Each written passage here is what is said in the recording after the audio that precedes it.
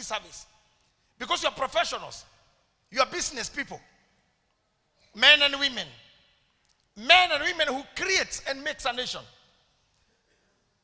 Heck, if you don't have demo TV near Citizen, I think it is, I don't know, it's after news or somehow there.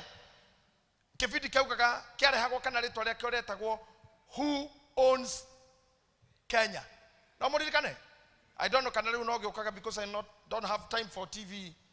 I think I get to be so busy in my business. My business, one being you and being the church. I must be reading.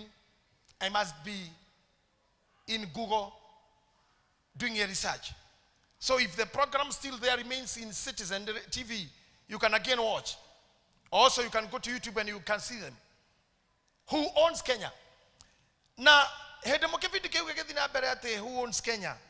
Ni detereire muno tondaroraga ndarorire hinda we geterera rimwe ngakora ndehetwo onani no ndiakinyirirwo koguo I don't own Kenya.